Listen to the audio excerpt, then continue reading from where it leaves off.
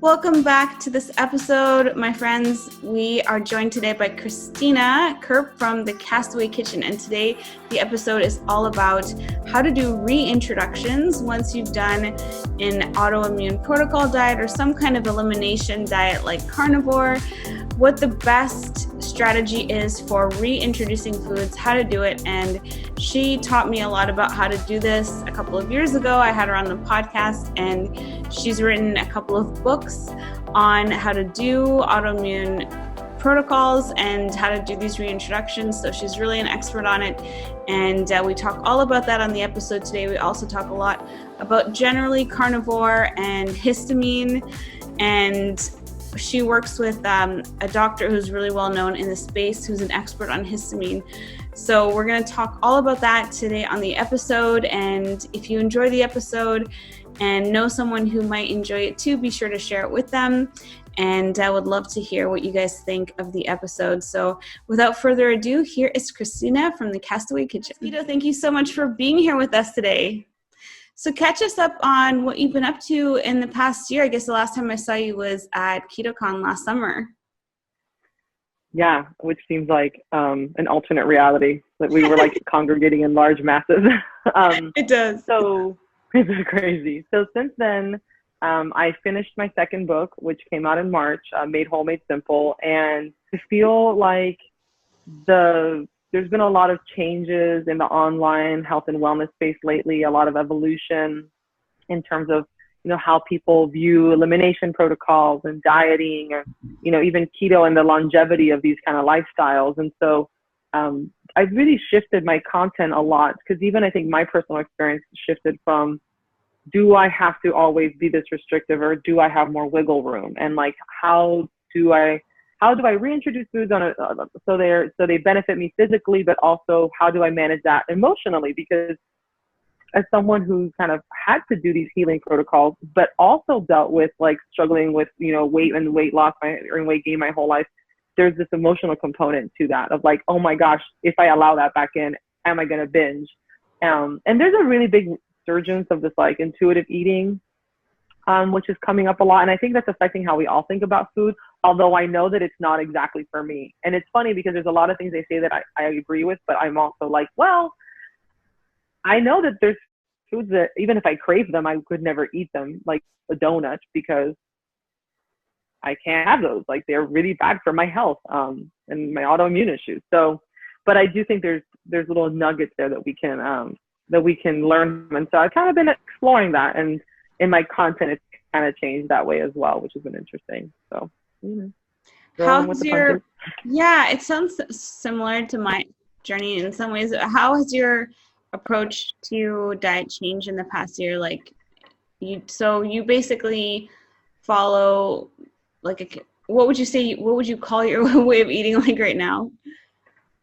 So it's still based off a paleo template or ancestral health template, because it's how I feel my best.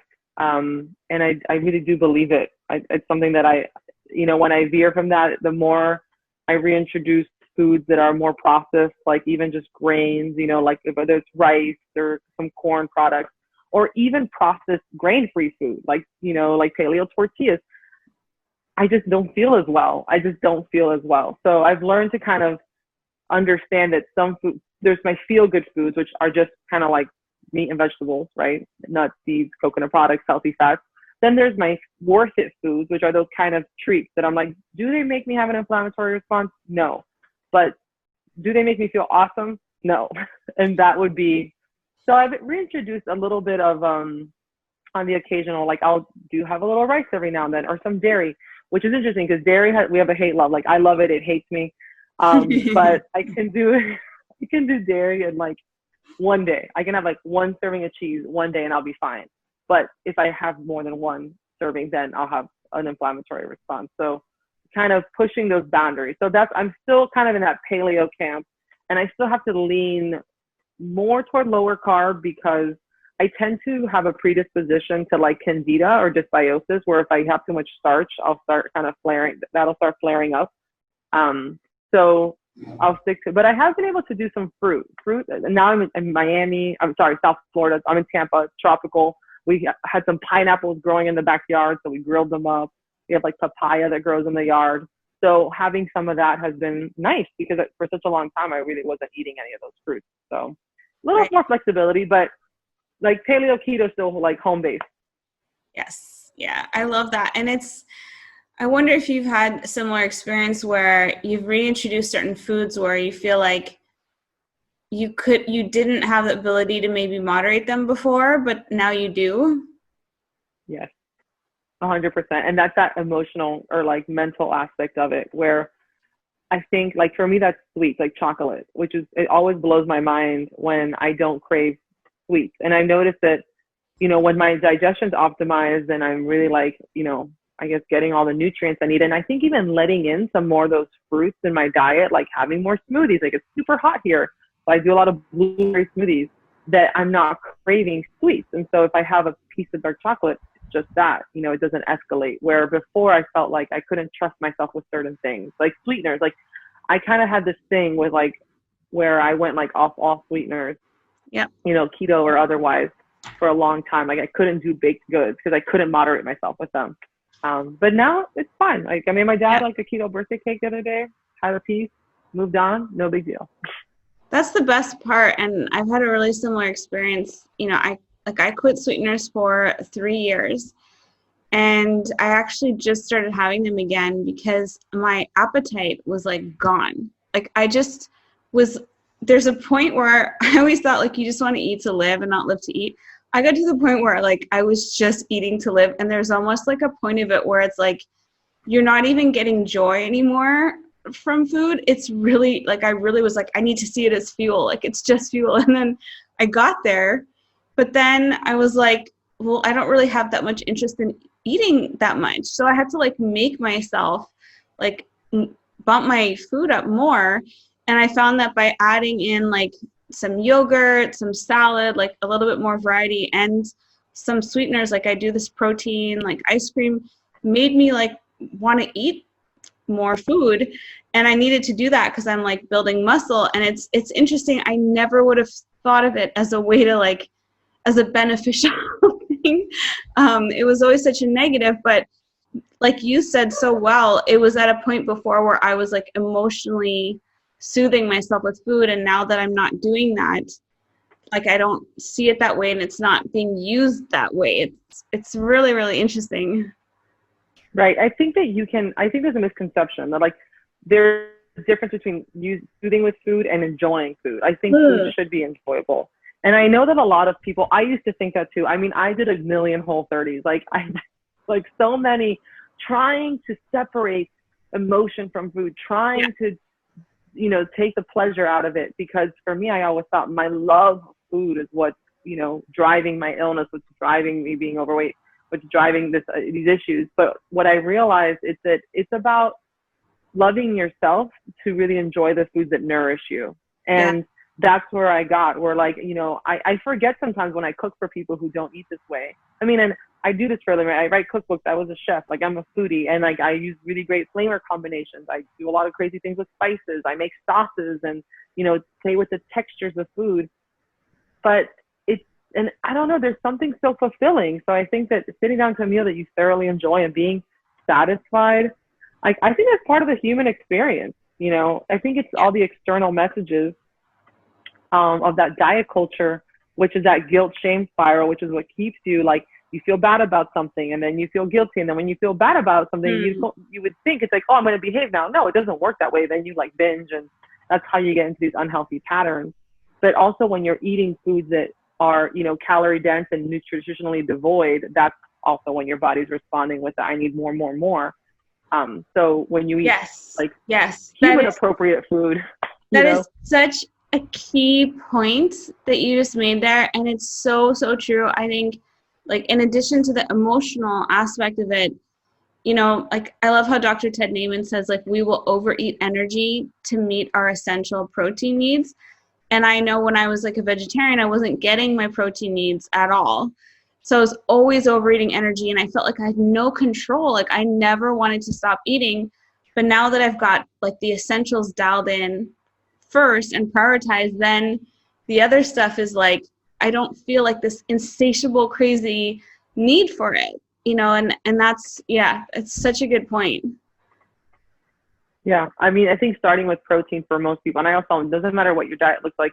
If you start your plate with like the focus on protein first and hitting that, you're gonna do better. You're gonna make better choices. You're gonna be more satisfied. And even, you know, on keto, there's a big focus on fat, but I'm sorry, I can easily overeat fat. People are like, oh, it's so filling. I'm like, no, it's not. I'm like, have you ever eaten a bag of pork rinds? Like, Oh, yeah. but I think that starting with protein, and for women especially, I find that when I speak to women, so many are under eating protein. It's so easy. I get 50 grams a day.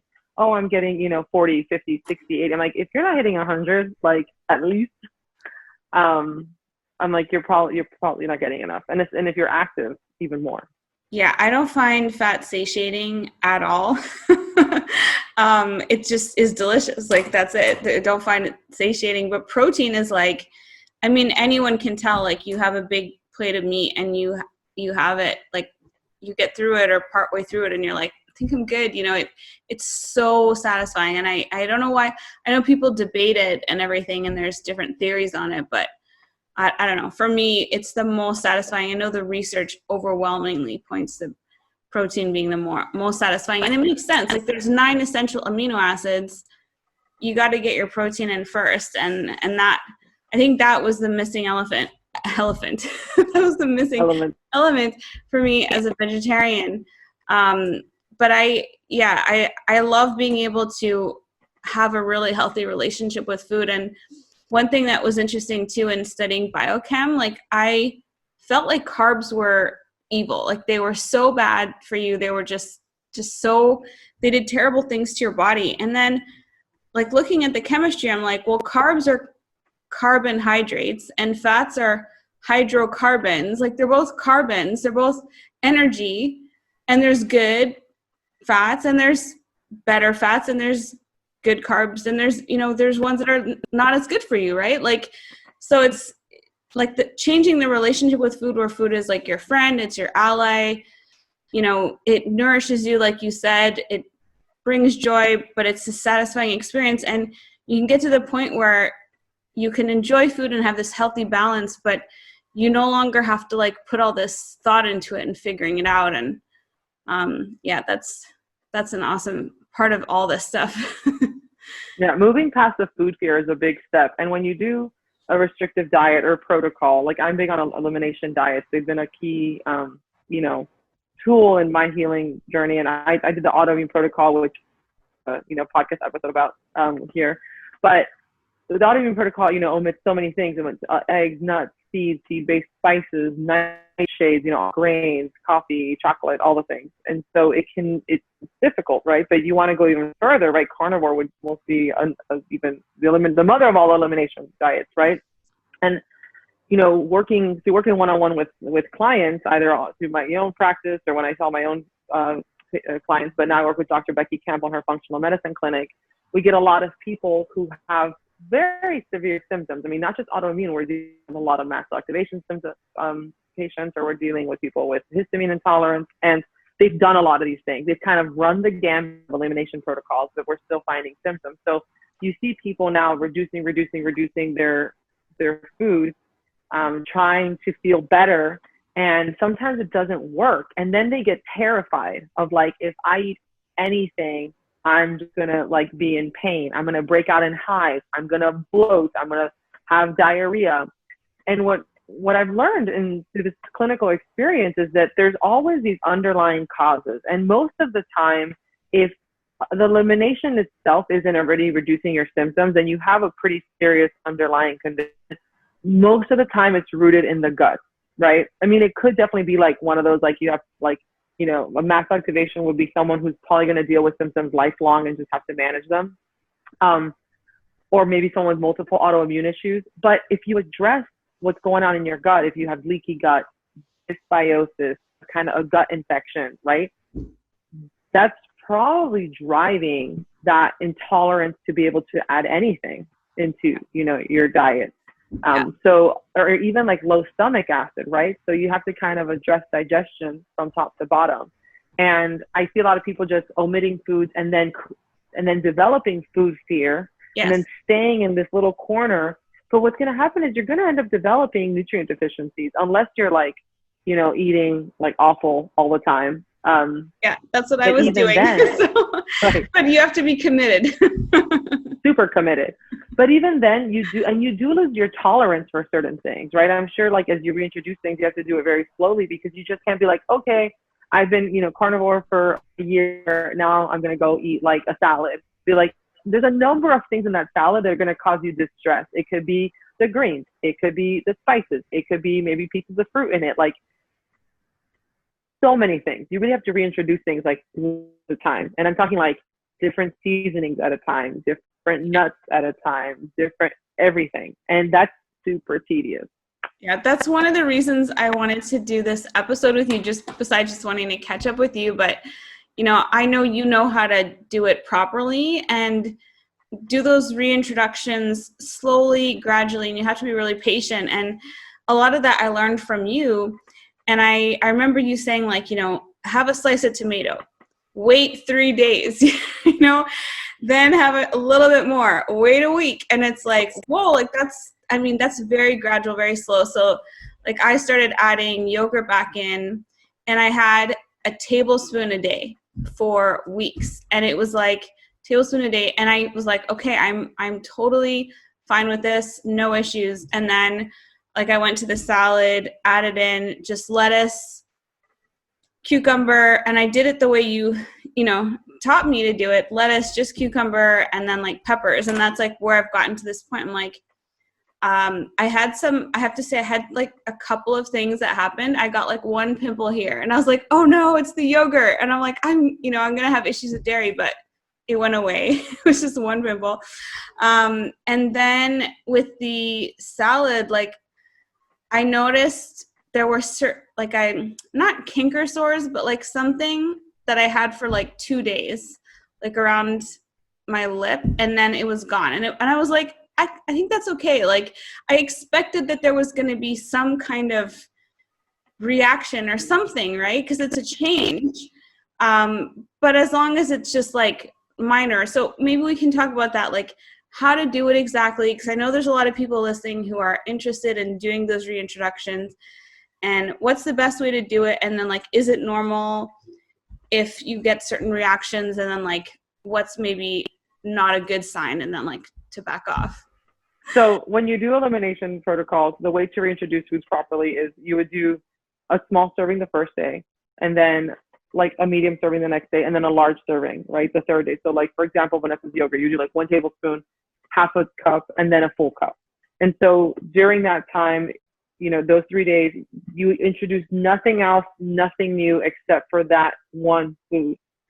And then for 3 days following, you go back to your elimination, no new food. And you wait 3 days because there can often be like this buildup when the body's kind of readjusting to this new food. And it takes a while, right? Sometimes some reactions are immediate, but as we know, people who do elimination diets, no, it's not anaphylactic or even allergic to us. These inflammatory responses can take a few days. So really important to note while you're doing this is to write everything down. So you want to start about 2 days before you start your introductions, tracking what you're eating, how you're sleeping, your bowel movements.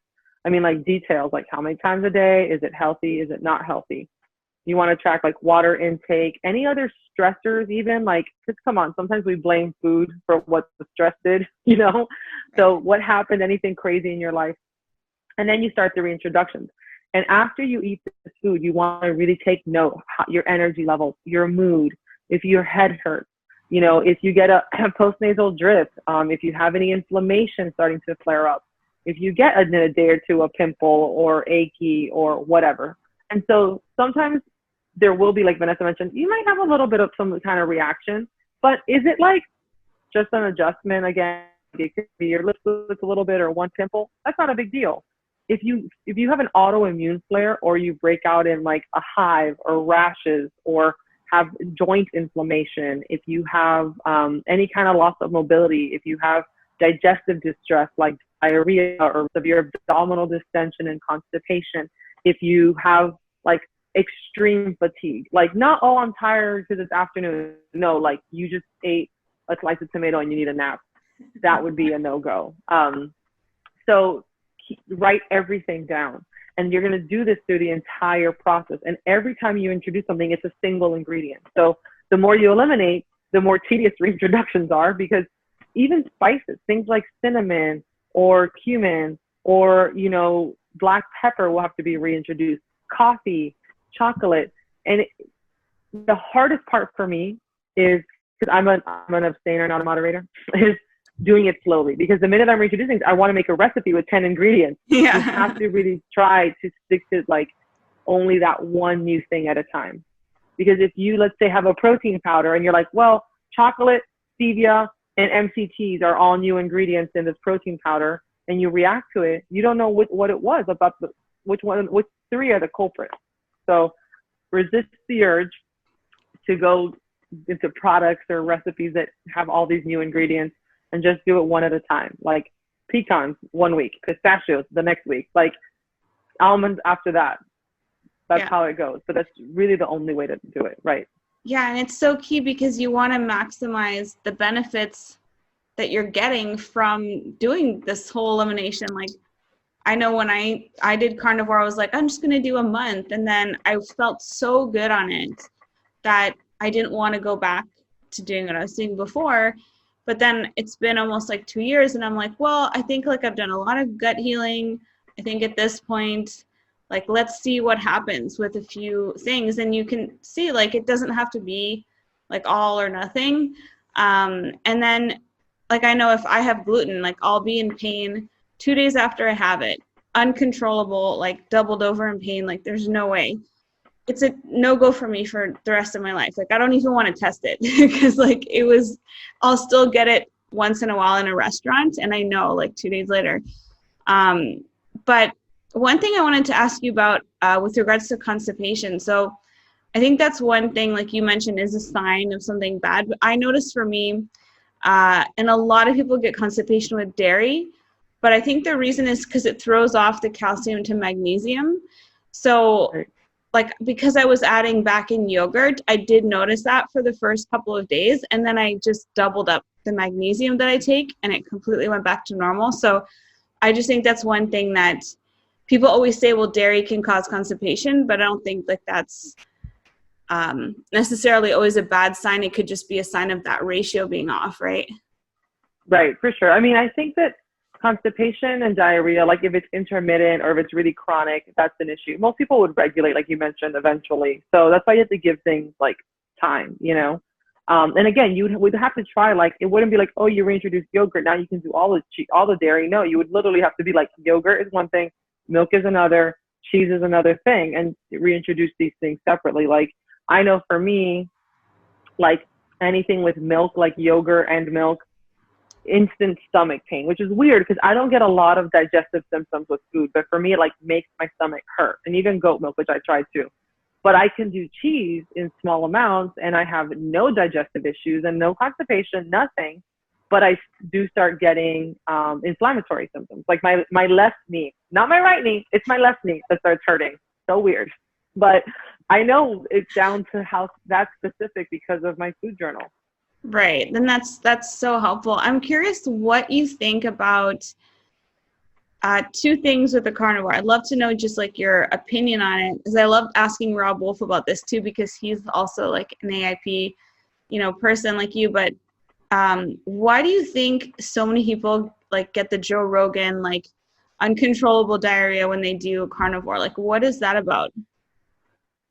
So I think that a lot of people, I mean, there's definitely major detox symptoms, I think, especially if they're coming from like standard American diet. Cause like, I don't know, like when you talk, like if you follow Joe, like, yeah, he eats like his elk and jalapenos a lot, but he's also someone who like drinks beer and like eats other things, like, and so I think that there's a major detox. I also think that it could be like die-off, like there could be a major die-off because when you're completely not feeding the opportunistic bacteria in the gut, like you're completely starving it out, that, you're going to have that.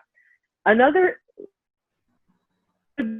be manifesting, and this would be a negative, is that if there's someone who's histamine intolerant, so meat is high histamine, and so unless you're like washing it or eating it frozen, which most people aren't, Diarrhea is a symptom of histamine intolerance, so it could be an excess of histamine. And so either the body regulates that or it doesn't, and maybe that's for some people who deal with it for like a long time. Yeah, I'd love if you could explain histamine a little bit to people. I know that the doctor that you work with, like I think I saw an interview that she did with Caitlin Weeks, a grass-fed girl, and Right. she was talking all about, histamine. I was like, I'm so glad I don't have that. But I did just study in school the histamine receptors, and it was so interesting to see how some people have like the allergy manifestations of it based on those receptors, and then some people just get some of those like other reactions depending on which receptors. But I'd love if you could talk about it, because I know people have a lot of questions about it, and I've heard that people tend to gravitate to carnivore when they have histamine issues. Yes, that's why, because I was someone that, I don't have histamine intolerance. I don't eat nightshades. So, and, most of them are also high histamine. So there's some overlap there. So I do have a lot of histamine people that come to me, but people are like, oh, but I, high histamine, like avocado or like citrus. And I'm like, I can't help you. I love both of those things. But working with Dr. Campbell, because she has histamine intolerance, she wrote a book on it. She was on like Mindfuck, and like, she talked about it with Max Lugavere as well. And so we get a lot of, she's on these big platforms, and so we get a lot of people from all walks of life. And you're right, it manifests either typical allergy, hives, itchy, watery nose, but other lesser known symptoms of histamine intolerance can be chronic diarrhea, tachycardia, migraines, fatigue, heat intolerance, and workout intolerance. Like if you get like itchy or really red, like when just from working out or being hot, like I'm sure there's people who like, they can't do the sauna because they get like, it makes them feel ill. Abnormal menstrual cycle. Yeah, if wine makes you flush, those kind of things. Actually, something which I learned just from her, which is like super random, but people who often have tendencies for connective tissue damage or like injuries, that can even be related to the histamine intolerance. So sometimes you get people and we're like reading to the symptoms and it's not super clear cut, but the histamine protocol really helps them. And so, like you mentioned, histamine receptors is part of our immune response. Everyone's got histamine. We're all slightly histamine intolerant for a reason, because it is part of how our immune system defends us, right? It does cause that swelling or inflammation. So it's a integral part of a healthy immune system. We're not supposed to get rid of, histamine entirely from the body. But for many people, so it's released from mast cells, right? And so mast cells are located in the connective tissue, hence that connective tissue damage, correlation. And mast cells are everywhere. Yeah, and mast cells are everywhere. Like they're located in our gut, in our skin. There's even mast cells like in our ovaries. And so a lot of times, like women who have like PCOS or even like endometriosis, and like in our uterus, they're everywhere. In our lungs, mast cells are all over the place. And so, when you have histamine intolerance, it can be a few things. One, that your body's creating too much histamine and it can't break it down at the rate that you're creating it, right? And this would be almost like a creating histamine all on its own.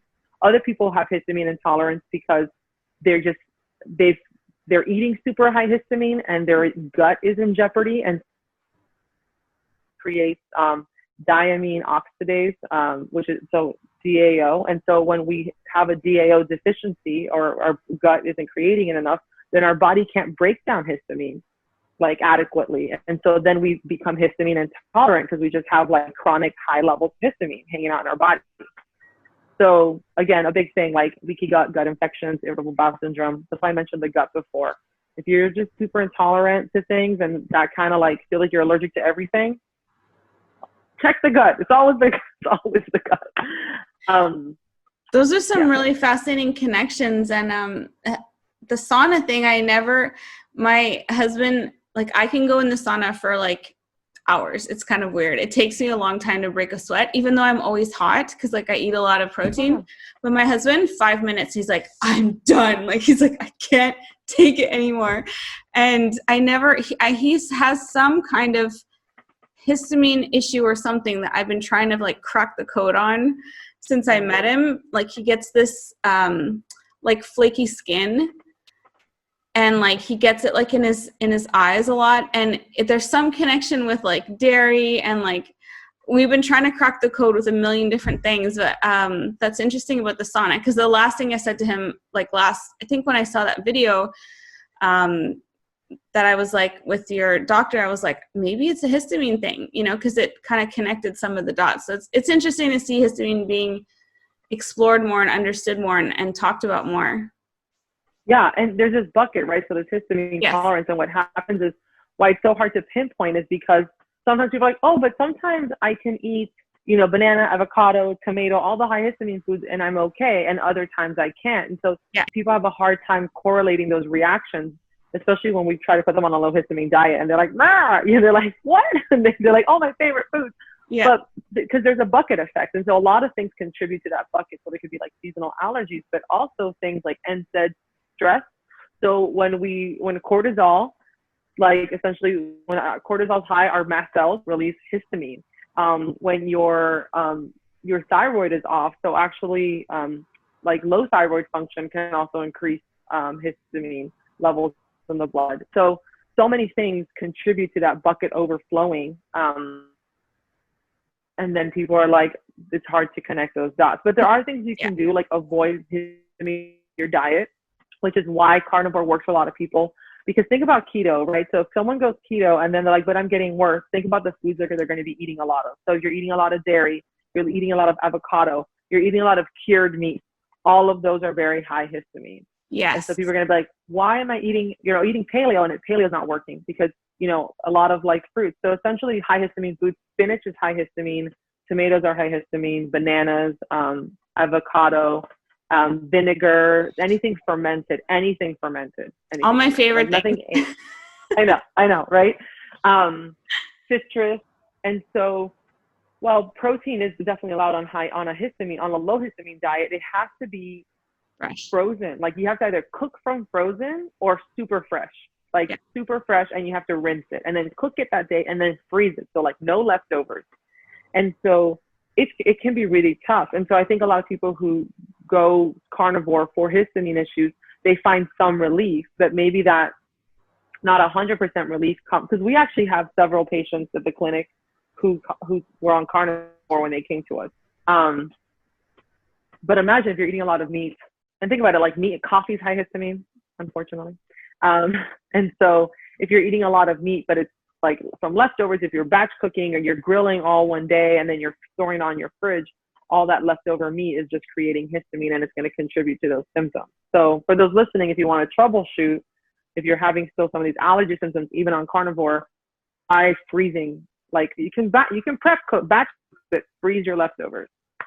Yeah, that's really smart. And the Instant Pot instead of the slow cooker, exactly. I heard that's a good option for it. Yeah, I'm so thankful that I don't have histamine issues, because like you're literally talking about all my favorite foods.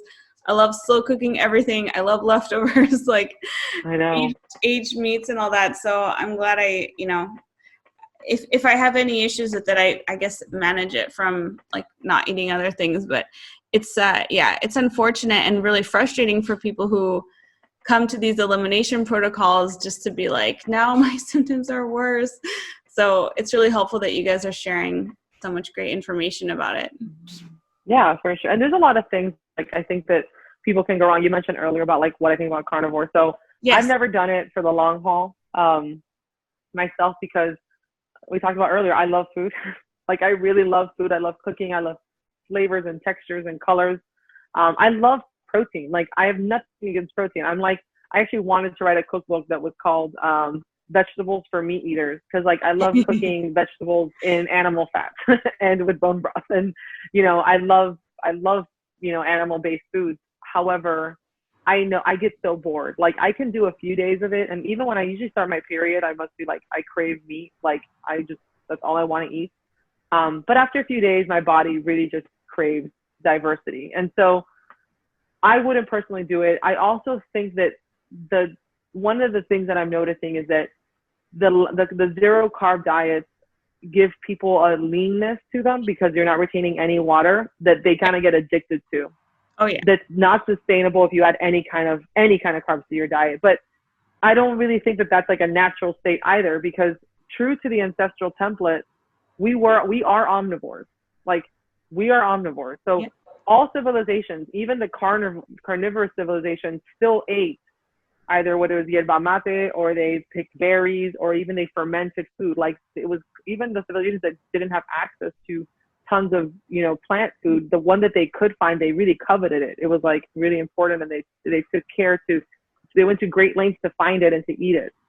And so I think that again, like, very tied into that aesthetic of what carnivore affords people is what I get worried about. That because I'm like, if you're just sticking to this diet because you like that it makes your abs pop, is that healthy? Yeah, and I gotta say, and I know fasting can do the same thing because you drop all the water, right? Right. And I think that, yeah, it definitely can be addictive. I've totally experienced that. I actually noticed, so when I brought the carbs back in, like especially the yogurt, because that's where I get most of my carbs from. And I think I gained about 10 pounds of water. And at first it was like really uncomfortable, but it only lasted like 6 days. And within 6 days, like, I couldn't get my ring off for literally 6 days. Like, every day I was like trying everything to get it off. But especially in my legs, like, it felt like they were double in size for like 10 days or 6 days or so. And it just was so uncomfortable. And then it just went away. So I think I'm probably holding like a little bit more water than when I was zero carb, but it's barely, like, obviously it's barely noticeable. Right. But I did notice it a lot for like 6 days. And then I was like, I really hope this just goes away. And it did. And I haven't changed anything in the diet. So I wonder if some of it might too just be like adjustment period that you kind of have to go through. Well, think about how our body works with anything, right? Like, if you starve it of something, it's going to hoard it, right? And so I think that that's kind of what happens. Like, the minute you give it like any kind of carbs, it's like, mine, precious, my precious, you know? And so that's kind of what your body's doing when you're reintroducing something you haven't had in a long time, especially, you know, like something that's, you know, like yogurt or, you know, carbs in any kind of form. So, I mean, I get it. Like, I've noticed that myself, even from when I was super strict keto to now. And like, you know, like that, but that's something that kind of started the conversation with, you know, kind of that intuitive eating or like I'm very like, I'm pro healthy diets, but anti diet culture. And I know it doesn't make sense. And I'm probably like the only person in this circle because like, positive people probably hate me because I do keto and paleo, but I'm also like, but I also think that I think we should normalize that it is kind of normal, like fluctuations in water retention and a few pounds of weight, like even with your cycle, like it's totally normal for women that, like, you know, even our uterus grows like before, when we're gonna have our period, like it literally, so your stomach isn't gonna look the same every day of the month. And normalizing these fluctuations and the fact that we're human and things change, we should talk about that more, you know, because of course all you see on Instagram is everyone's best angle every day, the day that they're like right before their competition, like when they're cut or before they go on their vacation. And that leads to an unrealistic standard. Yes. So I'm very pro carnivore for healing, but anti-carnivore for weight loss, because I think that it creates a standard that people get addicted to that's not sustainable. I can't tell you how many messages I got when I started. People knew that I was doing carnivore and they were like, how do I do this for weight loss? And I kept doing these posts and I was like, I didn't do this for weight loss. Like, it was just for the like the total elimination protocol, trying it out, seeing how you feel. And like, I really felt great on it. But I think it's wonderful. I think it's a wonderful, you know, protocol and everything, but like, it can have adverse effects for some people long term. Like for me, I just totally started losing my appetite. It was like, food was just really boring. It was like tasty, like satisfying, but just you see it with so many people where they're like, oh, I forgot to eat today. So like, I was really satisfied from eating such nutrient dense foods. But I'm really pro it. I think so many people could stand to benefit from it, but it's not magic. Like, it's not magical. Just like keto isn't either. But I think the thing that they all have in common in low carb is that you're just eating tons of real food, very little processed food. and like Right. getting rid of those inflammatory sources, and you're going to feel better like doing it no matter what. So like they're all, I think, different, different parts on the spectrum or places on the spectrum. Well, I think one benefit, and this doesn't happen for everyone. I mean, I wish it did. Like, I remember, Caitlin, we one time sharing on Instagram that, she ate on carnivore, and I know she, now she's pregnant, she looks amazing, but, before that she did lose, like, she has Hashimoto's, and so with people with Hashimoto's, like, kind of like stubborn, weight is a thing, and she had like lost these like lingering 20 pounds after all these years of eating healthy and paleo and keto. Carnivores weren't really like took that off, but she was eating, I think she was saying like 1,000 calories one day, and I was like, what? Like, sorry, in my head, I was trying to do that math. You cut out for a second. She was what? 5,000 calories a day. It's like roughly what she was consuming. And I remember that one Instagram post. I didn't follow up with if that's how she ate every day, but she said roughly between her T-bones, she was doing between the fatty meat that she was eating, that's what she was consuming, and she was seeing weight loss. And it was interesting because I feel like that's a very interesting lesson in, how bodies burn fat, or what causes bodies to burn fat. And I feel like if people had that approach to, carnivore, it'd be safer. But I do think a lot of people get into, especially I think people who have disordered eating patterns, it's very sexy, the whole not being hungry thing, right? So you mentioned this appetite control, but then that goes into, so I'm only eating one meal a day, and it's maybe 800 calories, and then I'm fasting and I'm not really hungry. And for someone who used to overeat and binge eat, that's very, like I'm telling you, it's very appealing. It sounds like a fix. Yeah. But long-term low-calorie diets, whether it's carnivore or not, are not going to be beneficial long-term. Your thyroid's not going to be happy. It downregulates your metabolism. When you try to eat a normal amount of food again, you're going to gain weight. And then you're going to be almost like, feel like you're stuck only eating a little amount of food forever, which was back to not enjoying food ever. Yeah, that's what I've been posting about a lot lately, is like reverse dieting. And, because it's so easy to diet. Like, we all know how to diet. Like, you just cut calories and, you restrict, and everyone knows how to do that. But we don't ever really talk about like what to do at the end of the diet, and like the maintenance portion of it, or like the reversing out of it. And how I have noticed people dieting down to like very, very small amounts. And it's like, well, yeah, you can live on that, but, do you really want to live that way the rest of your life? Like, there's got to be a way to like, gradually bring in more calories. And if you're like me, you're in like a muscle building phase. You really have to fuel yourself to like be able to work out and build muscle and all that. So yeah, I think not everyone on a carnivore has that issue. Some people like are able to eat like tons and tons of calories on it, and get like lots of energy, or they gain tons of weight on it. Like, it's really interesting how it like affects people in different ways. Yeah, bioindividuality for sure. And even talking about reverse dieting, something that with even some of the carnivore people we've worked with at the clinic who needed to reintroduce some foods, is that I always think it's funny, because even though carbs are what people fear the most, I think when they're carnivore and they're reintroducing, the starchy vegetables, like talking about winter squash, root vegetables, are probably going to be the easiest to digest. So, I wouldn't start with kale. It's so, hard in fiber. But when you think about tubers, like think about the ancestral template, really our ancestors did a lot of meat, a lot of root vegetables. They had ate seasonal fruit, and they ate honey.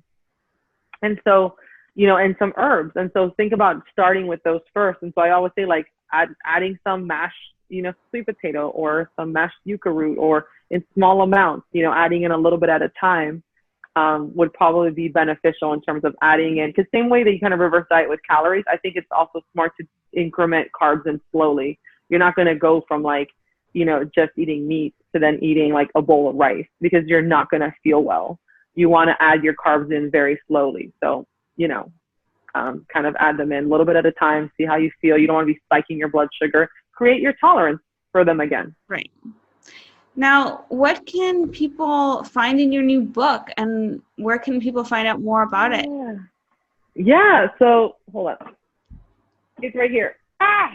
Congratulations on writing it. Thank you. So this book, I'm really excited because I took a different approach than my second book, mostly because I wrote this one like after I graduated from the Nutritional Therapy Association. So what I really put in here was a foundational approach to wellness. So I really cover a lot of these things we talked about today, like digestion and like upper digestion and lower digestion, and why they're so important. And, you know, when they're not optimized, how we do end up with the leaky gut and the dysbiosis and these issues in our gut that can be this root cause for so many things. I cover fatty acid balance, which, as you know, is really important. You know, we're big omega-3 fans. Gotta get those oysters in. And I talk about, you know, it's mineral balance, and I talk about, so the front matter is, you know, all that good stuff, essentially like how to optimize foundational health so you can use food to leverage your health without necessarily being stuck in this elimination like mentality, right? Because we are very bio-individual. In the same way you mentioned, keto works for some people and it doesn't for others. Carnivore works for some people and it doesn't for others. And most of us are out here navigating world of healthy protocols, but really what works for most of us is a combination that we have to figure out for ourselves. And so this book really breaks down kind of like how to address those issues. And then I have a section in here that I'm really, so all the sections have like these pharmacy graphics that they have like, you know, ingredients that nourish, like let's say the endocrine system. And then, so food, you know, like nutrients as medicine, right? And then, because I'm an ancestral health nerd, I had this awesome map drawn. And so it's like, what were our ancestors? Yeah, what were our ancestors eating in different parts of the world, you know, 40,000 years ago? And just, again, kind of breaking through the paleo keto template to just, and, you know, I talk a lot about metabolic flexibility too, because I really think that that's the key for most people to have this healthy lifestyle sustainably for the long run. You know, where most people are in the opposite end of the spectrum, where they're locked into sugar burning, we get people who get locked into fat burning and enabled to then with an inability to burn carbs without feeling like crap. But really, the happy medium is in between where you're really dual fuel. Yeah. And so, yeah. And then there's 140 recipes, and they're all super easy, like one pot, sheet pan, pressure cooker, slow cooker, and a lot of them are AIP compliant. So. They're all low carb, they're all keto, paleo, and very allergen friendly. So like no tomatoes, lots of nut-free, coconut-free, egg-free recipes as well. That's amazing. And show us the cover again, just so we can see it and people can find it online on Amazon. Yeah, that's beautiful. Yeah. Thank you. Great. Yeah, I made homemade simple. So it's my baby. Yeah, I'm really proud of this one. I mean, I love both my books, but this one felt like more work. Like there's a lot more research that went into it. I cited a ton of studies. And creating easier recipes is actually harder for me because I love to cook very elaborate meals. So doing a sheet pan meal that's delicious, and there's like 50 sheet pan meals in there, it was tough. So yeah, I'm very proud of it. That sounds so helpful, and just like easy weekday dinners, like you can flip through and find, you know, tons of things and different options and ideas for during the week. I know that's like a challenge that we all have, is like keeping it spicy and interesting during the week, and like, you know, simple, quick. That's what people need. And you know, we talked earlier, like before we were even recording, on the importance now more than ever of eating healthy. And even though people are home, they have their kids at home full time. Now everyone's working from home. It's really hectic. It feels like cooking never stops. So having quick meals, it's the way to go. Like, I don't think anyone's got time to be cooking elaborate stuff nowadays. So, you know, cooking, but you can cook healthy from scratch. I think there's a misconception that you need to have pre-made food to make healthy meals. And there's a ton of 30-minute recipes in there too. Like, you can cook from scratch and make it quick and make it good. Like, those things aren't mutually exclusive. That's awesome. And Cristina, where can everyone follow you online if they aren't already?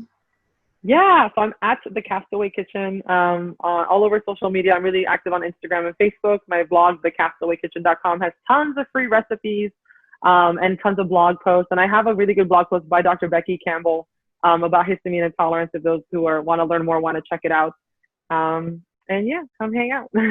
Awesome. Well, thank you so much for being here with us again, Cristina. It was great to have you. Thanks so much for having me. It's great to see you again.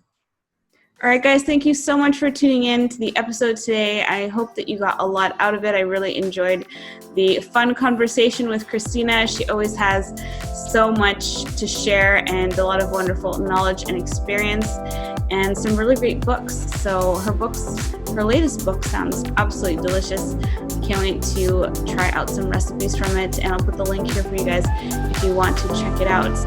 If you want to try out keto with me as your coach and guide, you can head over to ketogenicgirl.com. That's www.ketogenicgirl.com, and I have all of my meal plans there. They all come with my coaching and support in our members Facebook group, and I also have one-on-one VIP coaching available there where we take a look at your diet and your personal goals and do a call, and we look at your food intake and all of that and analyze it together and work on your goals together. So all of that's at ketogenicgirl.com. Thank you so much for tuning into the episode today, and until the next one, wishing you a fat-filled rest of your day. Bye for now.